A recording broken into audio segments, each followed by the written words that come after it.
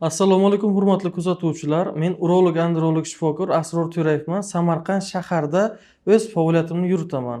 Bugun sizlarga foydali bo'lish maqsadida varakasella kasalligini barcha yuanslarini va operatsiya usullari, davolash, tekshirish, qaytalangan varakasella, asoratlangan varakasella, operatsiya qilinmaydigan, qilinadigan, xullas barcha savollarga javob berib o'taman. Birinchi navbatda varakasella kasalligi nima? Shunga tushuncha beraman. Varakasella bu moyaklaringizni atrofidagi venalarni kengayishi bo'lib hisoblanadi. Eng ko'p beriladigan savol, uy sharoitida varakasella bor yo'qligini qanday bilsam bo'ladi? Uy sharoitida ham bilsa bo'ladi. Buning uchun moyaklaringizni paypaslab tekshirib ko'rasizlar. Agar moyaklar atrofida chuvalchangga o'xshagan bo'rtib turgan tomirlar aniqlansa, bu varakasellaning 3-bosqichi bo'ladi. Varakasellaning o'zi asosan 3ta bosqichi bo'ladi. Uy sharoitida faqat 3-bosqichini bilishlaringiz mumkin. Qolaversa 4-si bu subklinik. Subklinik degani hech qanday bemorni hech nima bezovta qilmaydi. Varakasellani uy sharoitida o'z boshimchalik bilan tashxislagandan ko'ra shifokorga borib moyaklar UZI Doppler tekshiruvdan o'tish kerak. Bunda venaning diametri 3 mm dan qalinlashsa, moyak venalarida refleks aniqlansa, refleks degani qonni orqaga qaytishi. Ya'ni qon dimlanib qolishi. Undan keyin spermogramma tekshiruvi. Mana shu oddiy spermogramma tekshiruvi va moyaklar UZI Doppler tekshiruvi sizda varakasella bor yo'qligini, uni operatsiya qilish kerak yoki kerak emas degan savolingizga javob beradi. Bundan tashqari chuqurlashtirilgan tekshiruvlar mavjud. Misol uchun DNK fragmentatsiya tekshiruvi. Varakasella bor, sperma foizi normada, DNK fragmentatsiya baland. Bunaqa paytda nima qilish kerak? Bunaqa paytda varakasellani operatsiya qilishda maslahat beramiz. Varakasellaning subklinik formasi va birinchi darajalari hech qachon operatsiya qilinmaydi. Nozik yuvans. Varakasella 3-daraja. Urug' foizi normada, morfologiya normada, lekin 1 yildan oshiq farzandsizlik kuzatilyapti. DNK fragmentatsiya baland. Bunaqa vaqtda varakasella operatsiya qilinadi. DNK fragmentatsiya tekshiruvi qimmatligi hisobiga ko'pchilik bu tekshiruvdan o'tmaydi. Lekin o'zlaringiz uchun bilib qo'yishlaringiz uchun DNK fragmentatsiya tekshiruvi juda ko'p savollaringizga javob beradi. Qisqa qilib aytganda, o'zingizda varakasella bor yo'qligi operatsiya qilish kerak emas. Ikkita tekshiruv. Moyaklar UZI Doppler tekshiruvi, spermogrammaga qarab birlamchi xulosani bilib olsangiz bo'ladi. Undan tashqari qo'shimchasiga moyak atrofiga chuvalchangga o'xshagan tomir bo'lsa, asbob turishi bilan bog'liq muammolar rivojlanayotgan bo'lsa, demak bu testosteron pastligi belgisi. Bunaqa paytda ham operatsiya qilish kerak bo'ladi. Murojaat qilib keluvchi bemorlarning juda ko'pchiligi 10 yil, 5 yil oldin eski usulda, Ivanisevich usulida jarrohlik amaliyotini o'tkazgan. Doktor, 4-5 yil oldin varakasella operatsiya qildirganman, hozir yana menda varakasella bor, nima qilay? Bu retsidiv varakasella, ya'ni qaytalangan varakasella deyiladi. Bunda ham taktika o'zgarmaydi. Agar haqiqatan ham bepushtlik bo'lsa, testosteron past bo'lsa, moyaklarda og'riq bo'lsa, moyak atrofida keng tomirlar aniqlansa, bunaqa paytda operatsiya boshqa yechim yo'q. Nozik yuvanslardan yana biri moyakdagi og'riq sindromi. Moyakdagi og'riq sindromiga varakasella doim ham sababchi bo'lavermaydi. Juda ko'p 10 tadan 9 ta varakasella hech qanday og'riq bermaydi. Bemorda hech nima bezovta qilmaydi. Moyakka og'riq bor degani varakasella degani emas, yoki varakasella bor degani moyakka og'riq beradi degani emas. Shuni to'g'ri tushunib olish kerak. Moyakka bruselloz kasalligi og'riq berishi mumkin. Orxid, epididimit kabi yallig'lanish kasalliklari, prostata bezining shamollashlari, bel sohasidagi osteoxondroz, radikulit, disk churalari kabi kasalliklar, varakasellaning o'zi, vadyanka, moyak o'rtig'i kistalari, chovchurasi, undan tashqari perikrut, ya'ni moyakning o'zi atrofida buralib, o'ralib qolishi.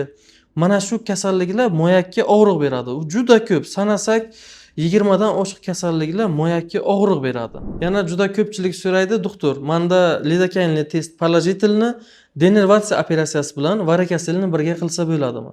Ha, bo'ladi bunaqa vaziyatda. Parallel operatsiyalar, misol uchun chovchurasi bilan varakasella yoki denervatsiya bilan varakasella yoki bir vaqtning o'zida ham ligamentatomiya, ham denervatsiya, ham varakasella yoki shunga o'xshagan bir paytda o'zida parallel operatsiyalarni o'tkazish imkoniyati bizda mavjud.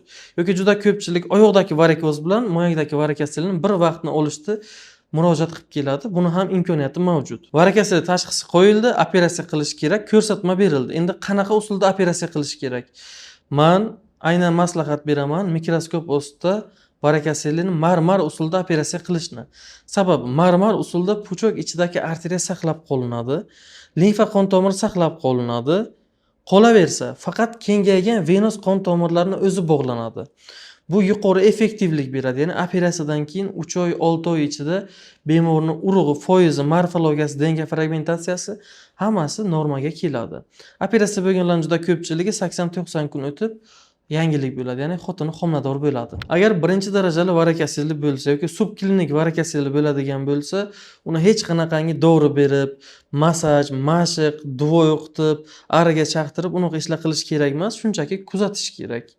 Kuzatuvda hech qanaqa lecheniya qilinmaydi, operatsiya ham qilinmaydi. Klinik yuvans bemorda birinchi darajali varak asillik bor, urug' foizi past, bola bo'lmayapti, nima qilish kerak? Bunaqa paytda chuqurlashtirilgan tekshiruvlarni maslahat beraman.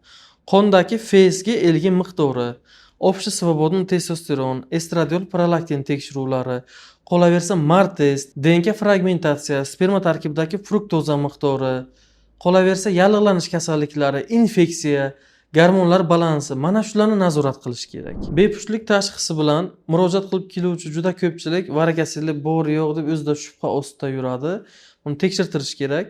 Ko'pchilikda varak asillik bo'lmaydi. Bepushtlik sababi hayot tarzi bilan, gormonal o'zgarish bilan yoki moyaklari tepada qolib ketgan, mana kriptarxizm kasalliklari, yallig'lanish kasalliklari, mana shular ko'pincha bepushtlikka sabab bo'ladi. Ko'pchilik mashq qilsam varak asillik ketadi deb o'ylaydi. Bu aksincha kasallikning kuchayishiga sabab bo'ladi. Varak asillikning eng yomon asorati bu moyaklar gipoplaziyasi. Ya'ni aytaylik, chap moyagida 3-darajali varak asillik bor, moyagining kubi 9 kub. O'ng tomon moyagi sog'lom, varak asilligi yo'q, moyagining kubi 13 kub.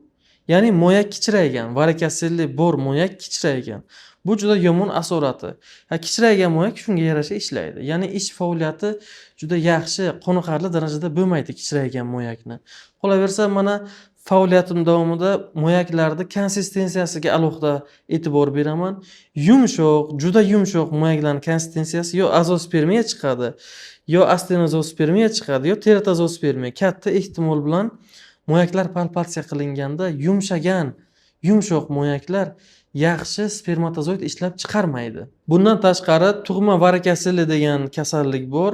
Maktab yoshidagi o'smir yigitlarni ota-onasi moyaklarini albatta palpatsiya qilishi shart.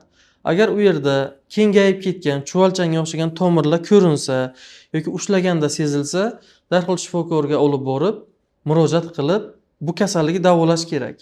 Yosh bolalarda varak asillik bo'y o'smasligiga ham, jinsiy rivojlanmasligiga, jinsiy moyak va olatlarini yetarlicha kattalashmasligiga varak asillik sababchi bo'lishi mumkin. Varak asillik kasalligi aniqlansa, operatsiyaga ko'rsatma bo'lsa, uni cho'zib yurmasdan tezroq operatsiya qilish kerak.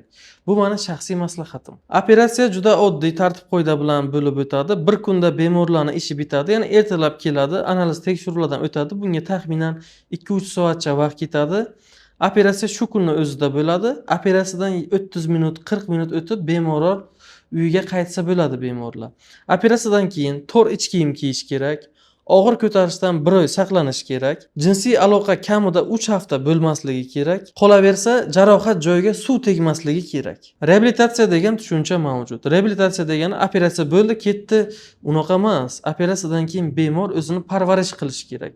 Bunda yara to'liq bitishi, ya'ni operatsion jarohat to'liq bitishi eng birinchi o'rin. Qolaversa, bemor operatsiyadan keyin o'zini asrab-avaylashi albatta shart. Operatsiyadan keyin qayta urug' topshirish, operatsiyadan oldin albatta urug' tekshiriladi. Operatsiyadan 3 oy o'tib 1 marta, 6 oy o'tib 1 marta qayta urug' tekshirilishi albatta shart. Varak asillik qaytalanishi mumkin agar reabilitatsiya davrida shifokor tavsiya qilgan qonun-qoidalarga amal qilmasa yoki moyakka turli xildagi travmalar yetkazilsa, kasallik qaytalanishi mumkin. Qolaversa, varak asillik kasalligi qaytalanishi operatsiya turiga ham bog'liq. Misol uchun, Ivanisevich operatsiyasida qaytalanish juda ko'p bo'ladi. Paloma, Bernard operatsiyalarida ham qaytalanish foizi juda yuqori. Eng kam foiz bu marmar operatsiyasida, ilmiy adabiyotlarda 1% dan 4% gacha kasallik qaytalanishi mumkin deb aytiladi. Lekin agar reabilitatsiya yaxshi bo'lsa, operatsiya texnikasi yaxshi o'tkazilsa, bu kasallik mutlaqo qaytalanmaydi. Ushbu video foydali bo'lgan bo'lsa, like bosing, komment yozing va yaqinlaringizga ulashib qo'ying. Biz bilan bog'lanish uchun quyidagi raqamlarga murojaat qilishingiz yoki Sintezlab klinikasiga tashrif buyurishingiz mumkin.